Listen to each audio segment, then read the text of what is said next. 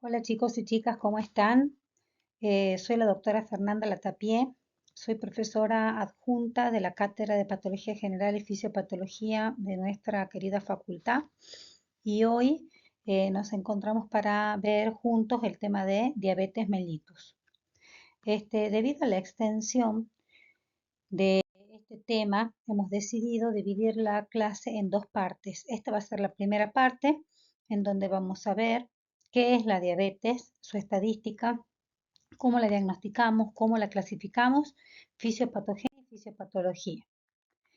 Bien, entonces para comenzar, ¿qué se entiende por diabetes? Diabetes es un grupo de enfermedades metabólicas crónicas que están definidas por un estado de hiperglucemia. Para que nosotros podamos definir este estado de hiperglucemia, tenemos que acordarnos del valor normal de la glucemia. El valor normal de la glucemia lo encontramos en un rango entre 70 y 100 miligramos decilitros. Por lo tanto, todo lo que esté por arriba de 100 miligramos decilitro lo vamos a considerar hiperglucemia. Bien, es muy importante que nosotros estemos familiarizados con esta patología, no solo por su incidencia, sino también porque esta patología ocasiona una alta tasa de morbimortalidad en los pacientes que la padecen. Por otro lado, es muy importante que ustedes sepan que un alto porcentaje de los pacientes que padecen diabetes no lo van a saber. De cada 10 pacientes que tienen diabetes, 3 van a desconocer su diagnóstico. Y por cada 2 pacientes que conozcan su diagnóstico, va a haber uno que no va a realizar tratamiento. Entonces, por un lado, nosotros tenemos que es una patología compleja que va a afectar a muchos órganos de la economía, pero por otro lado vamos a tener un grupo de pacientes significativo que no va a realizar el tratamiento y por supuesto esto va a incidir en la evolución de la enfermedad.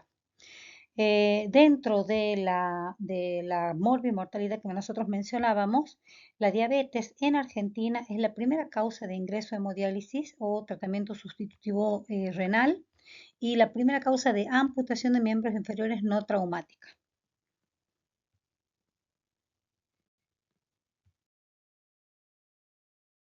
Bien, entonces, ¿cómo vamos a realizar nosotros el diagnóstico de diabetes en nuestros pacientes? Nosotros hemos hablado de que la diabetes es una enfermedad metabólica en la cual el paciente cursa con hiperglucemia. Entonces, una de las formas de diagnosticar la diabetes en nuestro país es dosando la glucemia en ayunas. El paciente tiene que tener 8 horas de ayuno y tiene que hacerse en 2 oportunidades. No es suficiente tener un solo laboratorio patológico. Tiene que ser confirmado por un segundo laboratorio. Nosotros dijimos que el valor normal de la glucemia era de 70 a 100. Sin embargo, el valor que yo voy a tener en cuenta para hacer el diagnóstico de la patología es de 126 miligramos de cilitro, igual o mayor a 126. Por lo tanto, todo caso, en toda situación en la cual el paciente tenga un resultado de laboratorio entre 100 y 126, se va a considerar una glucemia alterada. Para hacer diagnóstico de diabetes tengo que tener un valor igual o superior a 126. Por otro lado, existe una prueba que se denomina prueba de tolerancia oral a la glucosa. Hay pacientes en los cuales yo voy a hacer un análisis de glucemia en ayunas y me va a dar una glucemia alterada entre 100 y 126. Voy a tener pacientes, por ejemplo, embarazadas con factores de riesgo para desarrollar diabetes, que yo haga un análisis de sangre y el valor me dé normal, pero tenga los factores de riesgo. En ese caso, lo que tengo que hacer es forzar al páncreas, induciendo esta respuesta con una carga que hago de glucosa que le hago ingerir al paciente vía oral. Entonces, el paciente llega al laboratorio, se toma una primera muestra de glucemia en ayunas, se da la carga de glucosa vía oral y a las 2 horas se vuelve a hacer una extracción y se evalúa la respuesta del páncreas ante esta sobrecarga de azúcar. Entonces, cualquier valor que sea mayor o igual a 200 miligramos por decilitro, sí, en la segunda toma, o sea, a las 2 horas, también nos va a permitir hacer el diagnóstico de diabetes. Hay países en los cuales otro criterio diagnóstico es la hemoglobina glicosilada. En nuestro país no está en vigencia, pero sí es importante que ustedes lo conozcan. En ese caso, el valor de corte es mayor o igual a 6,5%. Ya vamos a conversar más adelante en el transcurso de la clase sobre la hemoglobina glicosilada y su significado, digamos, en el seguimiento del paciente, la relevancia que ella tiene. Bien, y vamos a tener una circunstancia especial en la cual el paciente no se conoce diabético, concurre a una guardia de un hospital, de un sanatorio descompensado porque está cursando una infección, por la causa que fuera, y le dosamos una glucemia al azar, sin previo ayuno, en cualquier momento del día, nos encontramos con una glucemia que está elevada pero que tiene que estar acompañada de los tres síntomas que son característicos de la descompensación aguda de la diabetes, que son polifagia, polidipsia y poliuria. Polifagia significa que el paciente tiene mucha hambre, polidipsia mucha sed, poliuria tiene aumentado el ritmo diurético.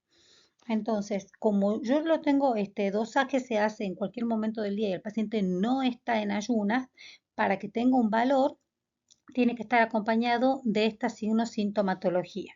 Entonces, de esta manera nosotros, ya sea con una glucemia en ayunas, tomada en 2 oportunidades, con una prueba de tolerancia oral a la glucosa o con una glucemia casual más la sintomatología positiva, yo puedo hacer el diagnóstico de diabetes.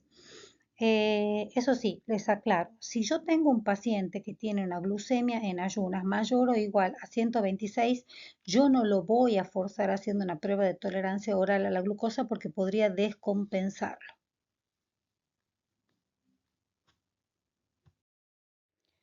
Muy bien, entonces al comienzo de este encuentro nosotros mencionamos que la diabetes era un conjunto de enfermedades metabólicas. La diabetes no es una sola, sino que tenemos distintos tipos de diabetes.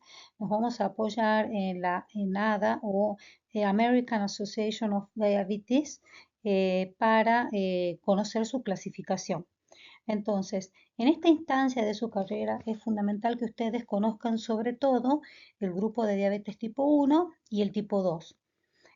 Pero también tienen que saber que existe una diabetes de tipo gestacional, que hay diabetes específicos como por ejemplo la diabetes relacionada con enfermedades del páncreas, la diabetes inducida por fármacos o sustancias, etc.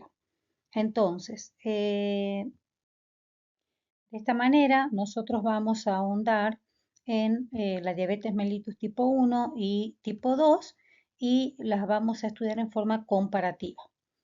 Es importante que ustedes sepan que el día de mañana en su consultorio o cuando vean un paciente internado con diabetes, en la mayoría de los casos su paciente va a tener diabetes mellitus tipo 2. Eso va a representar el 90 al 95% de los pacientes, mientras que la tipo 1 equivale al 5 o 10% aproximadamente. Los perfiles de los pacientes con tipo 1 tipo 2 son totalmente distintos. La diabetes mellitus tipo 1 se presenta en la infancia, con pacientes jóvenes antes de los 30 años. Es una enfermedad que tiende a presentarse con descompensaciones a repetición, que inicialmente es de difícil manejo, de difícil control. El paciente puede sufrir varias internaciones hasta que se logra controlar la enfermedad. Inclusive cuando la enfermedad no está controlada, el paciente lo vamos a encontrar adelgazado. Eso va a ser un signo de esta situación. Va a haber un grupo pequeño con diabetes mellitus tipo 1, sobre todo se da en mujeres, en las cuales se va a asociar a otras enfermedades autoinmunes como ser artritis reumatoidea, lupus o tiroiditis. Ahora bien, el paciente con diabetes mellitus tipo 2 es un paciente adulto de más de 40 años que tiene antecedentes de familiares directos, padre, madre, abuelos, hermanos, con diagnóstico de diabetes. Son pacientes que tienen obesidad, pero es una obesidad especial, es una obesidad central en la cual la obesidad se pone más en evidencia a nivel de el tronco del cuerpo, no tanto así que en las extremidades que pueden estar adelgazadas, y esta se hereda en forma autosómica recesiva. La mayoría de estos pacientes, como les decía, van a ser obesos, una minoría pueden presentar diabetes mellitus tipo 2 y no tener obesidad. Bien, hasta aquí ya vimos qué es la diabetes, cómo la vamos a diagnosticar y cómo la clasificamos. Ahora vamos a empezar a ver las causas de la diabetes, por qué nuestro paciente desarrolla esta enfermedad. Van a ser fundamentalmente tres las causas de la diabetes. Que nuestro paciente tenga un defecto en la acción de la insulina, que tenga un defecto en la secreción de la insulina o que tenga una combinación de ambas. Para lo cual va a ser muy importante que nosotros repasemos la fisiología. Y acá nosotros tenemos el páncreas. Dentro del páncreas encontramos los islotes de Langerhans y en los mismos tenemos las células beta, que son las productoras almacenadoras y encargadas de liberar la insulina al torrente sanguíneo y que la insulina actúe en distintos efectores a nivel periférico, sobre todo a nivel del hígado, del músculo y del tejido adiposo. Inicialmente, nosotros respecto del metabolismo glucídico, lo que se conocía era que este estaba regulado positiva o negativamente por la liberación de insulina o glucagón desde el páncreas y todo esto inducido por un ascenso o un descenso en los niveles de glucemia con un feedback positivo y negativo respectivamente.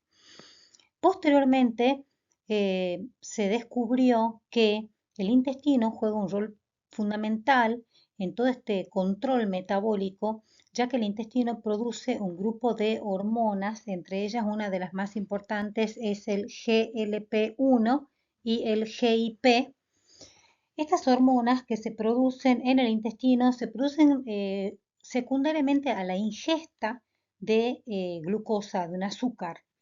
¿Qué efecto va a tener esta hormona? Esta hormona principalmente uno de los efectos más importantes es que en el páncreas va a producir aumento de proliferación de células beta, aumentos de síntesis de insulina y aumento de secreción de insulina.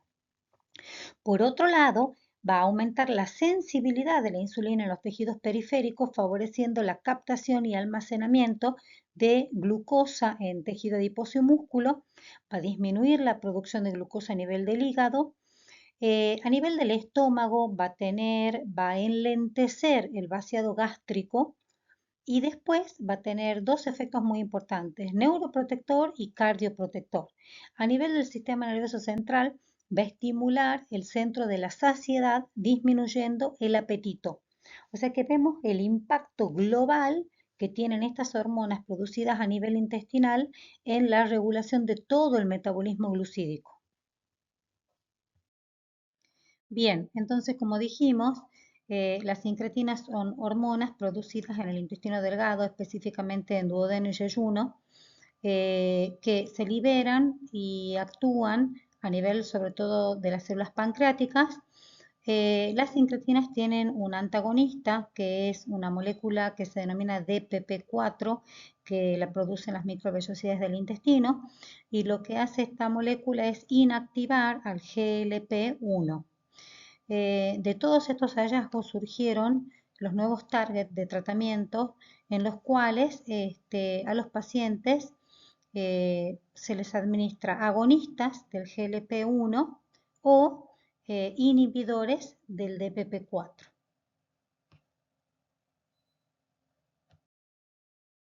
Bien, entonces son muchas las causas que en nuestro paciente pueden ocasionar un estado de hiperglucemia. Nosotros dijimos que la diabetes mellitus puede ocasionarse por disminución en la secreción de insulina, también puede verse afectada la acción a nivel periférico de la insulina, conocido como resistencia a la insulina, puede haber una afección de ambas, pero también nosotros tenemos otros estados en los cuales nuestro paciente puede cursar con hiperglucemia, como por ejemplo que haya una disminución en el efecto de incretina, que haya un incremento de la lipólisis. Nosotros sabemos que el metabolismo glucídico y lipídico están íntimamente relacionados, que haya un incremento en la reabsorción de glucosa a nivel renal, que haya un incremento en la secreción de glucagón, por ejemplo, que nuestro paciente tenga un glucagonoma, que haya un aumento en la producción hepática de glucosa, gluconeogénesis, o que haya una disfunción de neurotransmisores.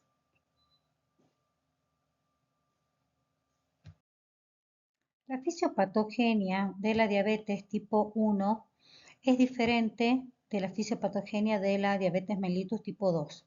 Acá les puse esta foto para que ustedes recuerden que esta entidad se presenta sobre todo en niños y adolescentes, adultos jóvenes también. Con respecto a la fisiopatogenia de la diabetes mellitus tipo 1, la lesión inicial corresponde a una inflamación a nivel pancreático, que es una insulinitis, la cual va a producir como consecuencia una destrucción inmunológica de las células pancreáticas, y todo esto nos va a dar como resultado un déficit de insulina. Dentro de los mecanismos fisiopatogénicos entran en juego factores genéticos, factores ambientales, sobre todo infecciones relacionadas con infecciones virales, y factores autoinmunes. Hay pacientes en los cuales se pueden dosar autoanticuerpos, por ejemplo, contrainsulares. En la diabetes mellitus tipo 2, en la fisiopatogenia se ponen en juego variados elementos, es multicausal. Como verán en esta imagen, se presenta en pacientes que son adultos, que tienen una obesidad central con una circunferencia abdominal aumentada, como lo ven en la foto. Bien, los elementos que van a justificar la aparición de esta enfermedad en nuestro paciente va a ser, inicialmente nuestro paciente va a tener una función pancreática normal. Sin embargo, lo que va a estar afectado va a ser la acción periférica de la insulina. Por lo tanto, nuestro paciente va a tener un estado que se reconoce como de insulinoresistencia. Como el páncreas funciona normalmente, esta insulinoresistencia lo va a llevar a un estado de hiperglucemia, que a su vez va a ocasionar que el páncreas produzca más insulina. Por lo tanto, van a ser pacientes, a diferencia del diabético tipo 1 que tiene insulinopenia, este paciente va a cursar con hiperinsulinismo como consecuencia de esta insulinoresistencia. Secundariamente, el paciente, por infiltración pancreática, va a desarrollar un defecto en la secreción de insulina, y ahí sí va a caer en insulinopenia, y concomitantemente va a tener un estado de lipotoxicidad, y también se va a ver afectado por factores ambientales. Respecto de la insulinoresistencia, que es la causa principal que justificaría el desarrollo de diabetes mellitus tipo 2, este es un estado en el cual hay una menor sensibilidad de la insulina y su acción a nivel de los tejidos periféricos. Las causas son varias, y en la mayoría de los casos esta situación es multicausal. Podemos tener que sea secundaria a mutaciones en los receptores de insulina que produzcan defecto en la vía de señalización de la insulina, que haya una alteración en la función mitocondrial que produzca un defecto post-receptor, que esta es una de las causas más frecuentes. A su vez, estamos hablando de pacientes que tienen obesidad. La obesidad aumenta la tasa lipolítica, aumenta la oferta de ácidos grasos libres. Los ácidos grasos libres se depositan en músculo y en hígado, que son los principales reservorios de la glucosa, y van a alterar el mecanismo postreceptor en la señalización de la insulina. Si nuestro paciente tuviera alguna de las mutaciones previamente dichas y a su vez se le suma la obesidad, son factores que se van potenciando entre sí mismos. Hace bastante tiempo se ha descubierto que el tejido adiposo es un tejido que produce hormonas y que participa activamente en el metabolismo tanto lipídico como glucídico.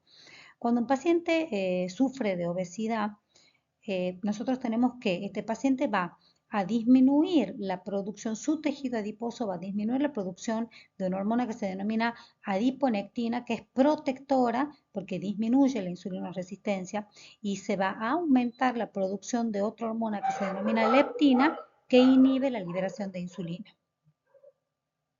A su vez, el paciente obeso está en un estado proinflamatorio, ya que es fuente de producción de factor de necrosis tumoral alfa, que disminuye el metabolismo de la glucosa a nivel del músculo.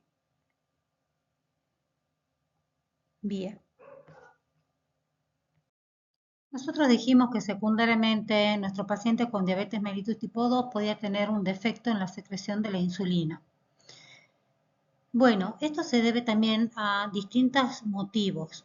Por un lado, el paciente puede tener una mutación que afecte los canales de potasio en las células beta, pero en la mayoría de los casos, este defecto de secreción de la insulina se va a dar como consecuencia de su mismo estado, ya que todo el estado previo que hemos descrito lo va a llevar a él a una disminución en la expresión del GLUT2. El GLUT2 es una proteína transportadora de glucosa en las células beta que es necesaria para el feedback positivo y negativo entre el valor de glucemia en sangre y la liberación de insulina. Por otro lado, en la medida que evoluciona la enfermedad, se produce, está descrito el depósito de sustancia amiloide en las células beta que va a afectar su función. Lo mismo va a ocurrir, nosotros hemos dicho que son pacientes obesos que tienen aumento de la lipólisis, de la tasa lipolítica y un aumento de la oferta de ácidos grasos libres. Estos van a producir un depósito graso en las células betas afectando su función.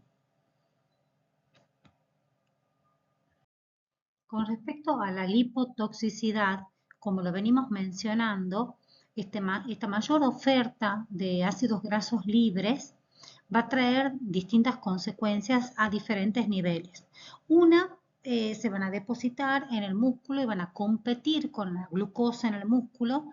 Por otro lado, van a inducir un estado de gluconeogénesis hepática y como consecuencia hiperglucemia. Y por otro lado, se van a depositar en las células betas del páncreas alterando su función. Todo esto nos va a llevar a un estado en suma de hiperglucemia que va a acentuar la hiperglucemia que el paciente va a tener por otros motivos. Muy bien, para resumir, nosotros vimos hasta acá qué es la diabetes, cómo la diagnosticamos, cómo la clasificamos, que hay dos tipos fundamentales de diabetes tipo 1 y tipo 2, y hemos visto las diferencias entre ambas, las formas de presentación, y también hemos visto la fisiopatogenia, o sea, de qué manera el paciente sano desarrolla una u otra. Ahora nosotros vamos a comenzar a hablar de las complicaciones de la diabetes. El paciente diabético puede tener dos tipos de complicaciones. Las complicaciones pueden ser agudas o pueden ser crónicas. Las complicaciones agudas ustedes las van a ver en profundidad cuando cursen la materia de clínica médica, pero a grandes rasgos como para, digamos, situarlos. Las complicaciones agudas se dan en aquellos momentos en los cuales el paciente sufre una especie de ruptura de su equilibrio. Ellos están en un equilibrio muy lábil y ante situaciones como una infección, que haya abandonado la medicación, que haya tenido una sobreingesta de azúcares o de hidratos de carbono, que se haya deshidratado, que haya tenido un trauma, cualquier situación en la cual se rompa este estado de equilibrio lábil, el paciente va a tener una descompensación aguda. Esa descompensación aguda se conoce como complicación aguda de la diabetes. Estas integran un grupo de entidades como por ejemplo la cetoacidosis diabética, el coma hiperosmolar, son cuadros, son urgencias médicas y como les decía recién no los vamos a desarrollar ahora. Pero es importante que ustedes sepan que además de esas complicaciones agudas por un estado de variabilidad de la glucemia en forma brusca y a valores significativos, nuestro paciente a su vez también va a sufrir lo que denominamos complicaciones crónicas de la diabetes. Las complicaciones crónicas de la diabetes son las lesiones que se van a producir a distintos niveles del organismo como consecuencia de ese estado de hiperglucemia sostenido.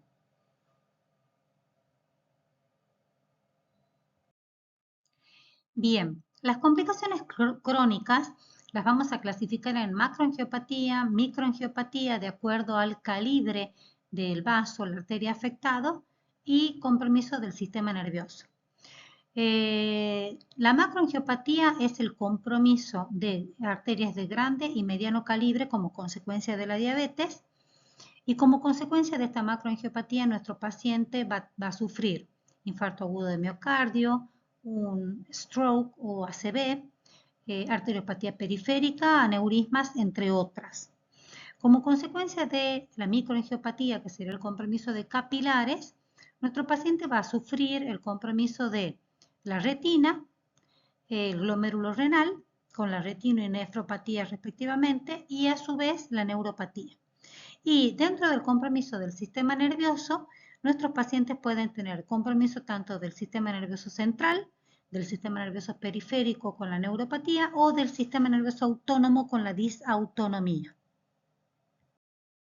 Ahora, ¿de qué manera ese estado de hiperglucemia sostenido que van a sufrir nuestros pacientes diabéticos cuando no tengan su enfermedad controlada va a producir daño en los distintos tejidos de nuestro organismo? Bien, nosotros tenemos que la hiperglucemia va a producir ese daño por dos vías. Una va a ser la de glucotoxicidad indirecta y la otra va a ser de glucotoxicidad directa. La glucotoxicidad indirecta se debe a que la hiperglucemia va a favorecer el desarrollo de aterosclerosis en el organismo. Esta aterosclerosis no es diferente de la aterosclerosis del resto de la población. Sin embargo, en los pacientes diabéticos la aterosclerosis se va a presentar a edades más tempranas, va a ser más acentuada y va a producir más complicaciones y complicaciones más graves y a edades más tempranas que en el resto de la población. ¿Cuáles van a ser esas complicaciones? Esas complicaciones van a ser secundarias a la isquemia. Por eso se denomina glucotoxicidad indirecta. Ahora, la hiperglucemia, a su vez, va a producir una glucotoxicidad directa. Eso significa que va a producir un daño, una lesión a los tejidos por sí misma. ¿De qué manera o por qué vías? Lo va a hacer de cuatro maneras distintas. Una por la vía del sorbitol, otra por la vía de la glicosilación no enzimática de las proteínas, otra forma va a ser activando excesivamente a la proteinquinasa C y otra va a ser produciendo radicales libres del oxígeno. Con respecto a la vía del sorbitol, en el metabolismo glucídico, la glucosa se metaboliza en presencia de insulina por la vía de la glucosa 6-fosfato deshidrogenasa. Cuando nosotros tenemos un estado de hiperglucemia, ya sea por déficit de insulina o por un defecto en la acción de la misma o ambas, este exceso de glucosa busca una vía alternativa para su metabolismo y lo hace a través de la enzima aldosa reductasa. Al metabolizarse la glucosa a través de la enzima aldosa reductasa, esto nos va a dar un metabolito final que se denomina sorbitol. El sorbitol se va a depositar en distintos tejidos de la economía produciendo daño celular. Otra de las vías a través de las cuales la hiperglucemia puede ocasionar una lesión, un daño y producir una glucotoxicidad directa es a través de la vía de la glicosilación no enzimática de las proteínas. Normalmente la glucosa se une a las proteínas a través de una reacción enzimática. Ante la presencia en los estados de hiperglucemia, esta vía también se satura como en la anterior y empieza a producirse una unión, pero ya no mediada por enzimas. Esta unión, que es anómala, va a dar como resultado también un metabolito tóxico que lleva la sigla de AGE, que significa Advanced Glycation End Products. Son los productos finales de la glicosilación. Estos productos, al igual que el sorbitol, se van a depositar en determinados tejidos y van a tener la particularidad de desencadenar una respuesta inflamatoria y una reacción a través de inmunoglobulinas M y G a ese nivel, en la zona donde ellos se depositen, que van a ser los responsables finales del daño. Por ejemplo, Si estos age se depositan en la membrana basal de los capilares, van a ser los responsables del desarrollo de ese nivel de la microangiopatía. Si se depositan a nivel de la mielina en los nervios periféricos, van a justificar el desarrollo de la neuropatía periférica. Para terminar, el estado de hiperglucemia sostenido de estos pacientes, a su vez, va a producir una disfunción endotelial. ¿De qué manera? Va a favorecer la activación intracelular de la proteína quinasa C, que a su vez va a estimular una mayor producción del factor de crecimiento endotelial vascular, que juega un papel fundamental en la angiogénesis, un incremento del factor de crecimiento beta, que juega un papel crucial en la función endotelial, y por último va a aumentar el PAI, que es un inhibidor del activador del plasminógeno, que tiene un rol importante en la regulación de la coagulación. Todo esto va a conllevar a una disfunción endotelial.